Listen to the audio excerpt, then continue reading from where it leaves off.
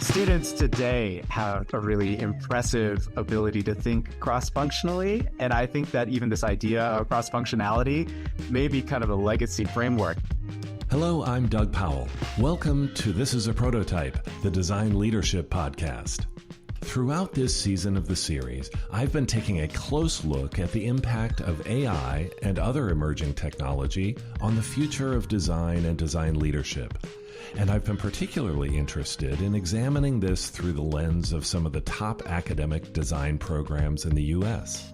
I find that looking at how students are learning design in the classroom can be a great predictor of how they will show up in the workplace in the years ahead, which of course will have a major impact on how our design teams and scaled design programs will operate. My guest for this episode is Vivek Rao. Vivek directs the new Masters of Engineering in Design and Technology Innovation program at the Pratt School of Engineering at Duke University. I had the chance to visit Vivek and his students at Duke last spring and was super impressed with how thoughtful, engaged, and curious the students are. Even students whose core skills are in engineering or other academic areas brought a deep understanding of human-centered design practices to our discussions. I find this blend of cross-disciplinary skills to be really exciting and something that we should be tracking closely as we move into this new era of design as a scaled practice. In fact, Vivek Rao himself embodies this cross-disciplinary approach. A mechanical engineer by training, Vivek spent his early career at the design and innovation consultancy IDEO. He then did his PhD studies in design, innovation, and emerging technology at the University of California Berkeley before joining Duke in 2023. We cover a wide range of territory in this discussion, from the challenges of launching a new program at a historic university to the ethics and social impact of design and innovation practices. As we open our discussion, Vivek tells me about his early pathway toward design.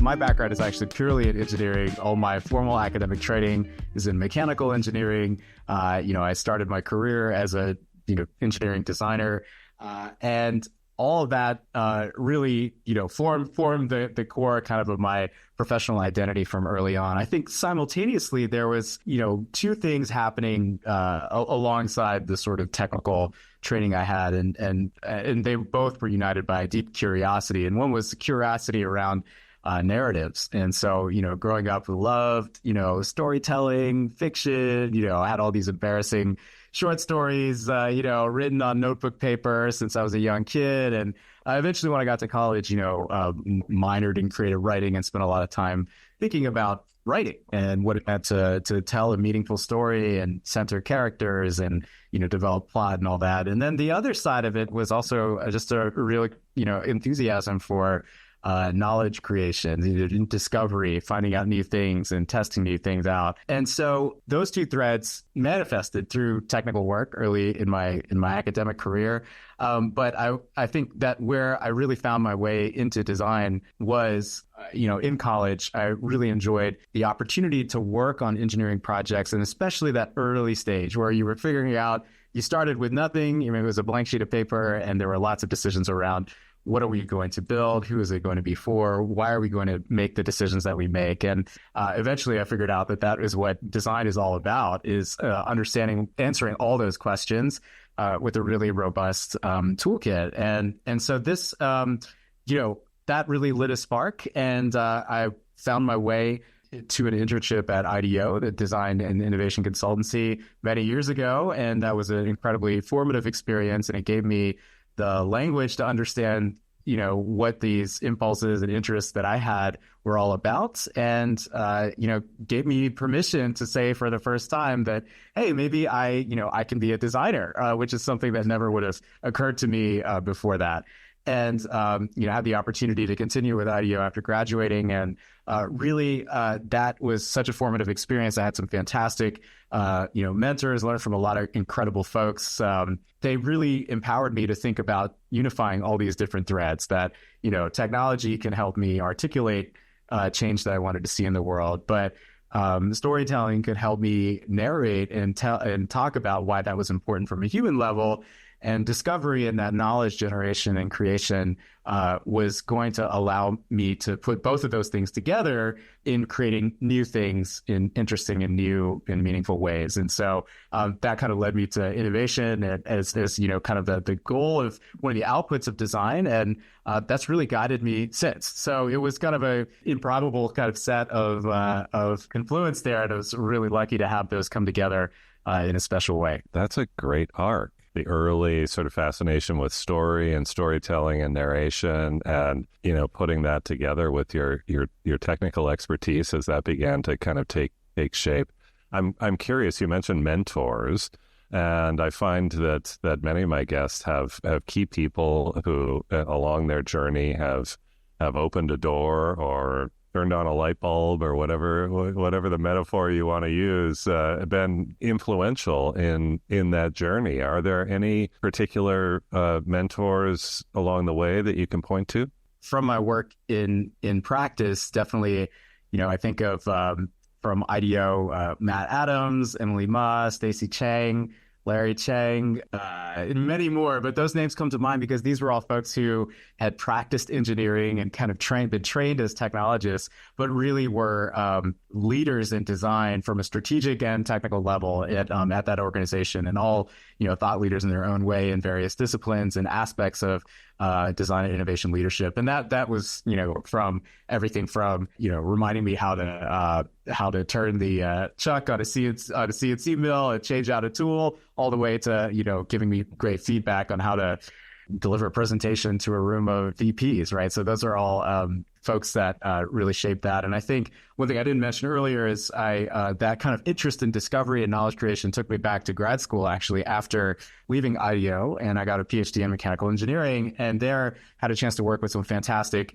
mentors. Again, so many to name, but definitely Alice Agagino and Sarah Beckman were two folks on the faculty at the University of California Berkeley who were really exploring design theory and methodology as a research area. So what it means to design, how do designers make decisions, and what does understanding that at a deep level help us understand about the world and how innovation happens. So I think they also are, continue to be strong advocates for me in my career and help kind of open, point me in really important directions that I wouldn't have seen otherwise.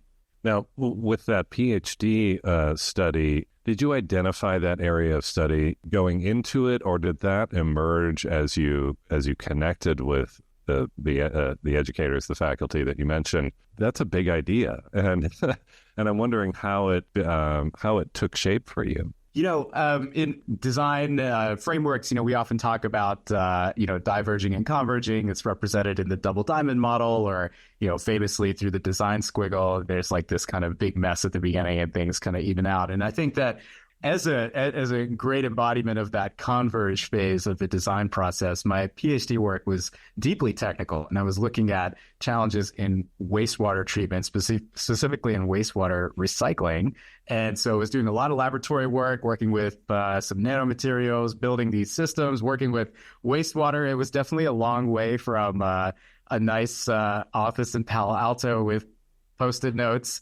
But it was a really fascinating hands-on kind of technical R&D experience. And I think what I learned from there is, I certainly enjoyed that and really found that deeply meaningful. But my sweet spot was, not kind of narrowly technical. It was definitely using technology as part of a larger toolkit to answer those, tough, meaningful questions. And so that brought me in my postdoctoral work, which is after I finished my PhD. I kind of discovered this design theory research area through my connections with and work with Alice Agagino and Sarah Beckman, and that became kind of a focus of some of my research afterwards. So that's sort of the journey, and I view that return to sort of design theory and design innovation and research as kind of a new divergence and a big step away from what I've been working on in the lab. And now I imagine converging in a new way with the program you're leading at Duke University. You're director of the Masters of Engineering and Design and Technology Innovation. at the Pratt School of Engineering at Duke University. All of these lived and professional experiences kind of coming back together in this new form, in this new environment, in the classroom, on the campus, in this really prestigious academic university. Can you tell us about the program that you're building there, and how it originated, and what inspired you to what attracted you to Duke University? Certainly, the program manifests a lot of what we've been talking about in terms of, first, it's driven by the power and potential of design methodologies that we've seen really play out in the market and in academia and in practice over the past decade and a half, right? And so that I think we know by now that these frameworks of human-centered design are validated, highly effective, and they're being extended into even more deeply impactful ways. And here I'm thinking of frameworks like equity-centered design, tools in speculative design and foresight, the intersection of human-centered design and other frameworks in specific domains, whether it's health or software development, et cetera. And so it's really exciting to see the wide proliferation of human-centered design frameworks as a methodology that's validated and scalable for driving innovation. And so that is the basis, and actually what inspired Duke University to invest and wanted to really build a program dedicated to this. And I think really what was important to me is to layer in kind of what I was seeing happening on the technological side, which is that I think two things were really inspiring. First is just the dramatic shift in the learning curve on technical tools. So literally projects that, when I was in grad school would be someone's master's thesis was something that when I was teaching at UC Berkeley after graduating, might be something we assign as a homework assignment, 4 or 5 years later. So that was very interesting to me, right? In terms of what does it mean that we can now engage with technology very rapidly and articulate these very rich experiences, services, systems in ways that weren't happening before. With 2022 onwards and the rise and onset of generative AI and generative AI-enabled tools, that certainly accelerated what is possible and in terms of the output of what can be created with design, but it also starts to fundamentally, I believe, change the role of the designer alongside those other technical tools that are becoming more accessible. So what does it mean to innovate? What does it mean to design now if you can move through, we mentioned the double diamond earlier in this conversation. If you can move through thousands of iterations of that, much faster than, anyone working in analog or sketching on paper could before. So I think that dual question of how we go about innovating, the outputs of innovation, and actually what it means to innovate, those three simultaneous questions and changes alongside this bedrock of to me was a really compelling set of design methodologies is at the heart of the program and what we're trying to explore, and what drew me to try to bridge these interests and experience that I've had in design and innovation and technology. And that is embodied in the name of the program, where we tried to, it became a very long name, but we wanted to make sure those three terms are represented, because I think their synthesis and synergy is going to be, a really exciting place to be operating in. And I'm curious how your colleagues, your faculty peers there, how receptive they are, let's start with how receptive they are to this input of design into a very sort of established academic environment, and then the practice of design, like the actual doing of design. Anything you're noticing about how, as you look around, how it's being received? Like many universities, Duke does not have a design school that's a home for an architecture department, an industrial design, or a graphic design department. Duke does have a very strong, set of offerings in visual and digital media and arts, but those are housed in kind of an arts and sciences program. And so design is, I think, a shared practice across a lot of different disciplines on campus. And I'll give the engineering school at Duke a lot of credit in that they emphasize design at many different levels, from a really, nationally renowned first-year engineering design program that's led by Ann Satterbeck that does some really fascinating work on applied design, all the way to design, capstone courses really strong, connections with industry and interesting opportunities for, commercializing research in a very design-oriented way at the graduate level and beyond. So in that way, I think Duke is very receptive to different narratives and different lenses on design. Within the engineering school, I think that we're really excited to be pulling this offering together because we want it to be to have a very firm root in technology, and that really inform every aspect of the program. In some ways, that's baked into the ethos. It is really the motive force for starting the program now in the way we did. And I think that one of the challenges, and this is true of many institutions, is that within an engineering school, design is often viewed as a practice, and this connects to your second comment, Doug. That design is purely a practice and not something that you might necessarily be able to, develop new knowledge around or do fundamental research around, because design is something that helps you ask questions rather than as the subject of the question itself. And, I remember being very frustrated about this in graduate school where, you could build this amazing apparatus to do an experiment and no one would care because that wouldn't make a great figure in a paper, or it couldn't be something that, you could use to apply to a grant. And so design talent in terms of articulating meaningful problems to solutions in an applied way, that was typically not celebrated, right, by the academic research infrastructure, which guides a lot of academic institutions. And I think that Duke in many ways is very strong in being open to receiving design as a worthy and important activity within engineering practice and activities. And so this program capitalizes on that seed and that sentiment here and extends from it. So that's one. And then I would just quickly flip onto the practice of design, how it's being received. I think this is something that we're actively excited about, maybe a little nervous about too, because as the program will be launching this fall, we're going to be welcoming our first cohort starting this August. They are going to be creating work artifacts. Their ideas are going to be flowing into the broader community here at Duke. And I certainly am very excited for how that is going to arrive and land and contribute to the exciting dialogues on campus. But there is some nervousness, right? That, the school hasn't necessarily hosted a program like this or projects that are going to come out of the student work in the way that ours will. And so there's a lot of open-mindedness and certainly some nervousness there. Little tenuous, yeah. That's good. That's healthy, right?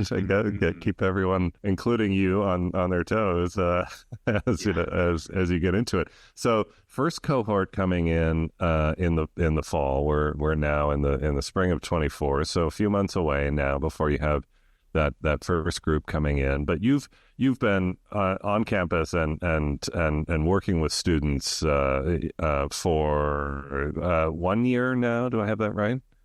Yeah, it's just coming up on a year, about 9 months. Yeah, yeah, and I had a chance earlier this year to visit with you on campus and visit with some of the students there at the Pratt School. I want to ask you about how the students are receiving your championing of design, but I'll also kind of tip my hand here and answer my own question in a way, because my experience was that they are hungry for this content, this subject matter, this practice, this guidance. Did I get that right? Did I just get there on a magical, bright, sunny day where everyone was feeling good, or it just felt like they were really into it? Yeah, no, I think it was a sunny day when you came, Doug, so that certainly helped. But I would completely agree with you that there is a fantastic and very creative and curious appetite around design and innovation methodologies more broadly. And I think that's really the signal of two things, right? One is that students really crave those experiential learning opportunities that are just fundamentally baked into the process and practice of design. So increasingly, like, the expectation around learning experiences is fundamentally experiential. And I think design is beautifully situated to deliver on that. How do you, practice? How do you iterate? How do you, question your assumptions in a group, individually, et cetera, right? So all these kind of characteristics of design work really lend themselves to that experiential level of education that's so important in the classroom today. So that's one.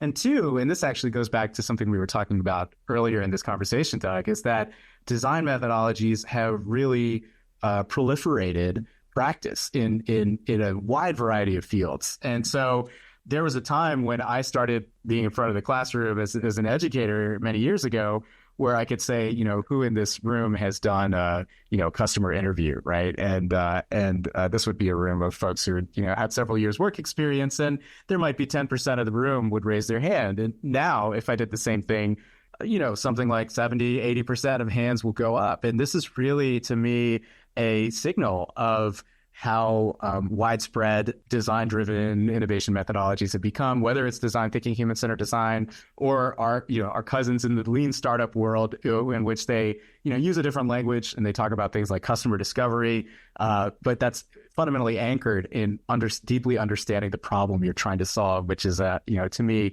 very much a designerly mindset and point of view. And so I see that anchoring so many different types of roles in industry that our students are excited about, whether it's product management or sales or technical sales or any number of other roles. And students know that to succeed in these fields, they need to be fluent and interested in some of these different concepts. So that's second. And third is just, innovation has become a part of so many different job functions in a way that is really important. Students recognize that, they're excited about it. They also recognize that's an important way to, communicate their interests and differentiate themselves out in the world. And so that's, I think, that's a kind of third pillar of the enthusiasm that you saw here on campus, Doug. Yeah, well, it's a fascinating sequence of insights there, and very revealing and validating from my point of view. And part of what you were saying earlier in that thread was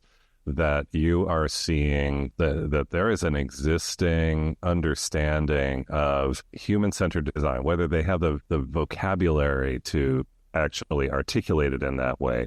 What I'm hearing you say is that they have the behaviors of working through design methodologies in a very natural way, that somewhere along the way, either through self-taught or sort of online coursework or however they consume it, or just kind of being in a world that values innovation and experience in new ways, they're picking up on this, they're internalizing this, and they're showing up in your classroom and in your program with a lot of the raw materials to kind of hit the ground running. Yeah, I love that observation and how you put that together, Doug. I think I would agree. And I think the key there is that it doesn't necessarily mean, like you said, that, students are familiar with design methodologies. They probably don't. The majority of them aren't, right? But they have been exposed and are interested in and resonate with designerly behaviors and activities that are characteristic of these frameworks and methodologies.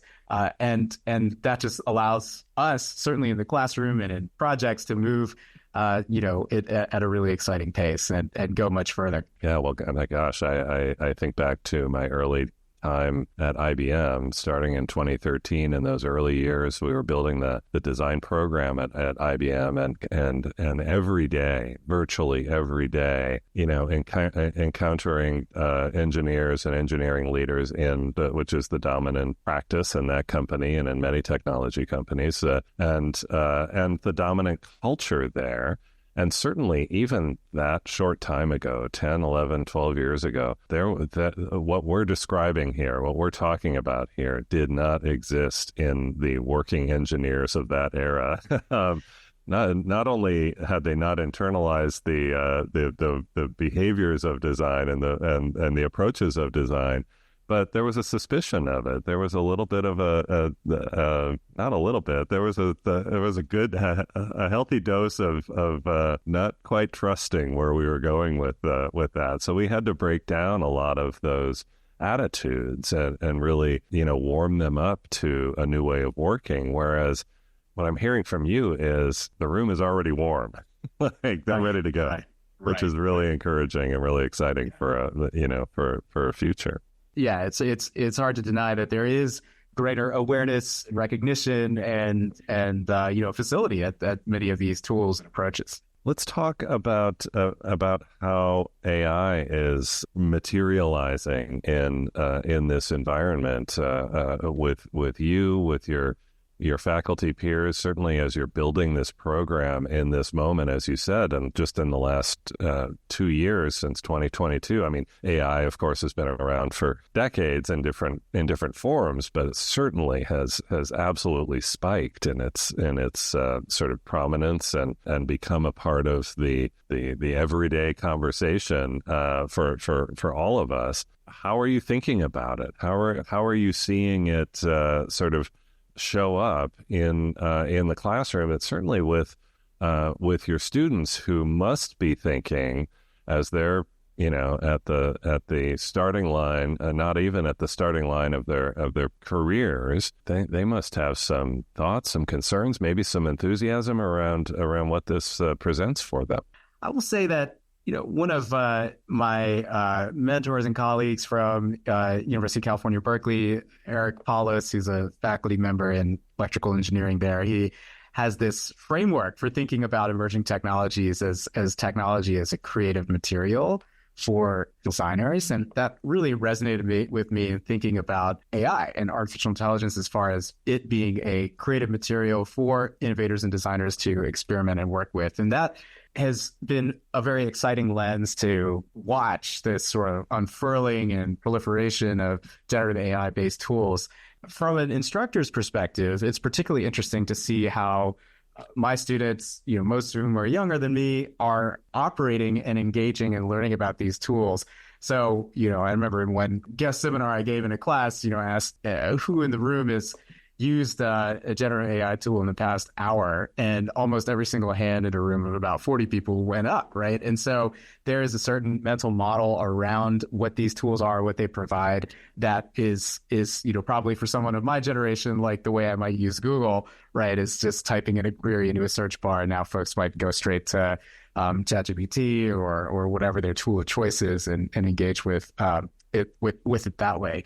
And so I think that there's a lot of emerging mental models that are rapidly kind of solidifying in a certain way amongst students. And I think part of our job as faculty is to keep pace with that, understand that. And I think that's a really exciting and interesting challenge. I don't know necessarily how, as far as how to stay ahead. I think the best thing that we can do is stay true to a couple of the core principles of what makes a successful product, service, system, or experience. And I know that there's been a lot of writing, especially in the entrepreneurship community, around AI being this really exciting accelerant or tool set or technology, but it doesn't fundamentally change what makes a great company. And I think that the analog in design is similar, right? Except you might change out, technology for creative material, and this new creative material doesn't change what makes a great experience, a great system, a service, or a transformation, or whatever it is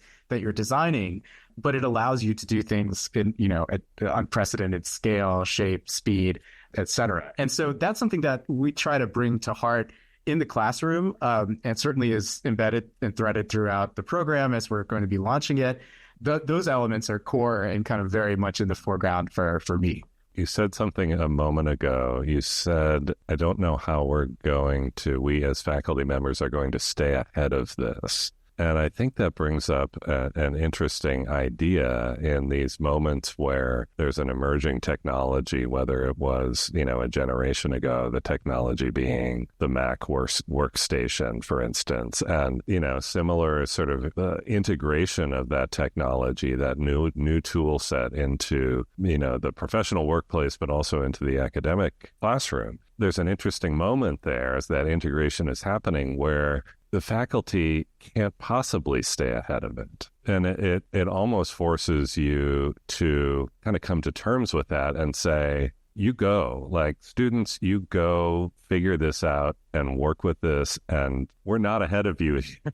And you know what I mean? There's like almost a humility that you need to bring to the scenario, which is challenging as a teacher because you're looked at as the one with the knowledge, and here you are saying, I imagine in some circumstances saying, "Hey, I don't know what this means, so we're gonna have to figure it out together." Yes, I love that perspective, Doug, and I think that this is such a great thing to expand on and explore, and I think it's revealed in the phrasing I used, right? This idea that as instructors or faculty, we're supposed to be ahead of students, right? I think that is in some ways a misguided proposition that's from a legacy of, one-way education, that model that I said before of someone in front of the room, like lecturing. And I think that just is unrealistic for exactly the reasons you're saying, right? The speed of tool development, the accessibility of knowledge, whether that's facts or even now,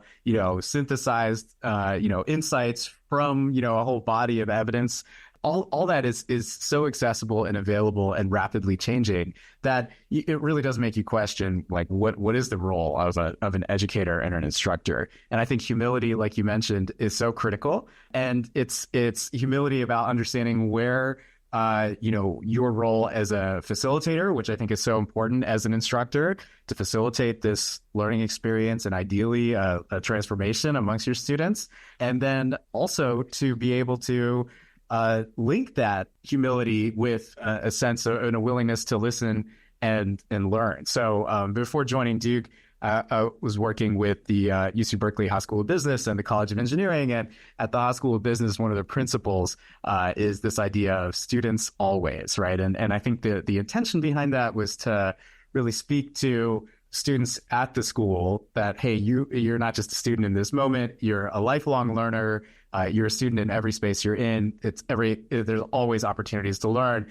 But what really always resonated with me is that, the faculty are students always as well, right? And that idea of lifelong learning really pervades certainly the instructors who've touched me and inspired me the most are those who have embraced the classroom as a two-way space of learning, right? And so I think there's students on both sides of the podium, the board, the whatever, divider might separate students and faculty. And I think that combination of a willingness to learn alongside with that humility of, hey, my students are likely going to be so far ahead of me on whatever technical skills or knowledge base. And I think combining those together, also being anchored in, hey, I know I can facilitate this because what is at the root of making an effective, in the case of design, a meaningful product, service, or system, that in some ways is timeless, right? And that's something that I know I have expertise at, and I want to empower my students to be experts at as well. Well said.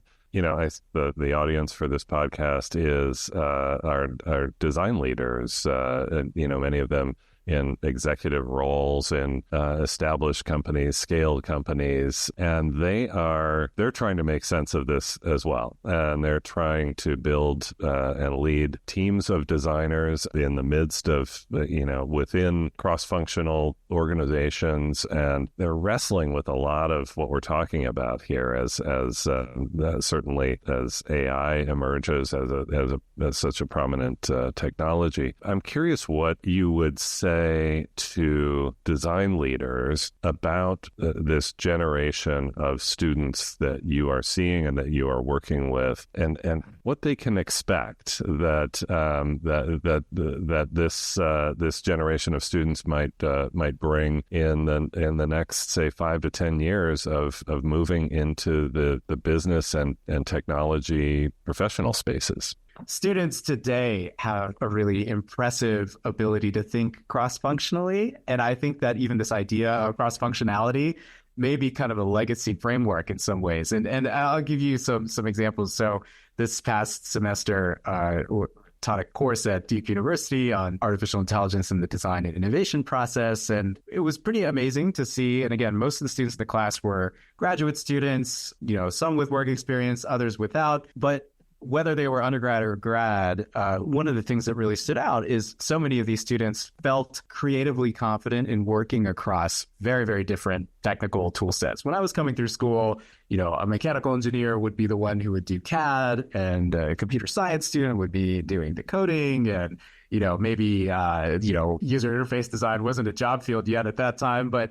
I could imagine there was another discipline that would take that on, right? And I think it's really exciting to see students, even though through school and the process of academia as it's constructed today, major in a given field, I can think there were students in mechanical engineering who demonstrated not only fluency in CAD, but really strong coding skills to prototype interfaces on like a front-end engineering type manner to build essentially this like end-to-end system where you could work with the user interface to prompt a generative AI tool that would link to an API and basically produce a 3D printed toy and a story that came out of a couple of prompts that you created. And that was like a final project of a collaboration with, mechanical engineering students and engineering management students. So typically not disciplines that you might expect would kind of have that breadth across these multiple fields. And I think that is something that is really interesting to me that, and again, I hypothesize is connected to the learning curve really changing on a lot of these tools and frameworks that enable people to work in this way. And so I would really challenge leaders in these organizations who are going to be bringing in this new generation of talent to challenge their own notions of these disciplinary and functional boundaries. I know that there's good reasons for depth, and depth is always going to be really important.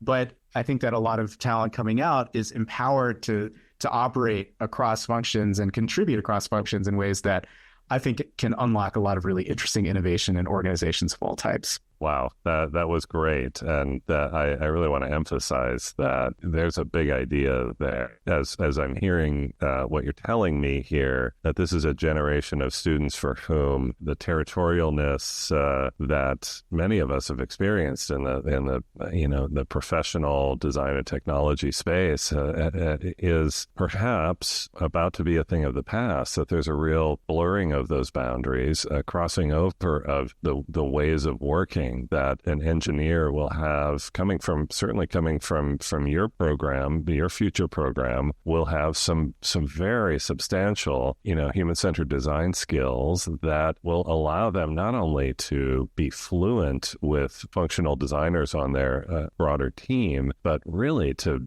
be able to cross over and work side by side with those designers. That's a big idea and one that's really exciting and kind of a breakthrough.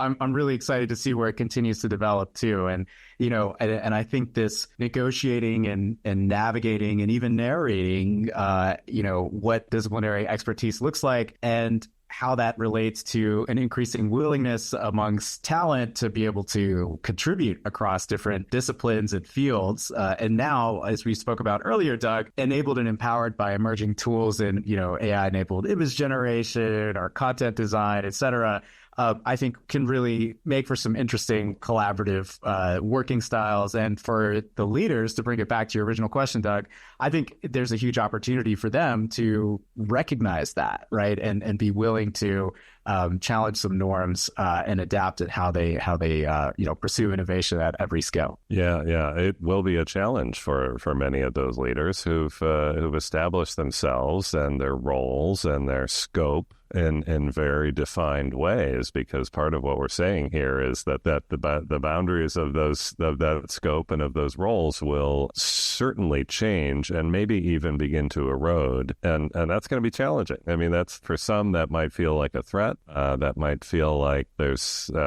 something going on there that's not quite right. But from my point of view, that's a really exciting idea. Absolutely. Yeah. Maybe one thing I'll add. I certainly don't want to come out of this conversation sounding like a blind techno optimist, right, about what AI presents. And you've hinted at it wonderfully, Doug, in some of your questions, right, that there's a tremendous amount of anxiety around these tools. And I think that, the role of responsible innovation, responsible AI and explainable AI and other approaches to understanding what this technology entails, what it means, how we can pursue it ethically and meaningful is so important, right? And that's something that's critical for I think not just me and, the institution here at Duke University, or even, any company that wants to kind of, adopt these tools and use them. But what's really inspiring to me is that, our students come in with a really strong sense and awareness of questioning what is right about these tools, or who's being left behind by these tools, or who's being judged unfairly or misrepresented. And this, generation of talent, I think, has a tremendous amount of awareness around these issues, these limitations, and is able to speak about it with conviction and curiosity. And I think that I'll connect this back to our previous theme around what can leaders be thinking about, right, as they're bringing in this generation talent. And I think that our students are going to be incredibly fluent in a variety of tools, but they also will be well positioned to question them, I think, and they're part of dialogues, and it's much more in the cultural conscience to think about where the limits are of these tools and what's ethical or unethical about them. And so I think organizations should be ready to listen to this generation of talent, incorporate what they're thinking, and support them along the way as well. Yeah, well said, and so important that the program you're building is embedded in prominent liberal arts university, where critical thinking is really the core skill that's being taught to every student, including your engineering students, and so being able to take that important quality of critical thinking into how we address and how we work with emerging technology is going to be so important, because we cannot take it at face value. We cannot just become customers and consumers of it. We need to really be thoughtfully engaged with it. Absolutely. Yeah, I love that. That's all for this episode of This is a Prototype, the Design Leadership Podcast. Special thanks to Scott Leach of Brandspeak Communications for his production assistance, and to Graham Barton for his original theme music. I'd love for you to help me grow the audience for this podcast by liking and following it on your favorite podcast platform. And I'd also love your help finding great design leaders for future episodes of the show. Please reach out to me on LinkedIn with your ideas. You can find out more about my work as a design leader on my website, dougpowell.design. That's all for now. We'll see you next time.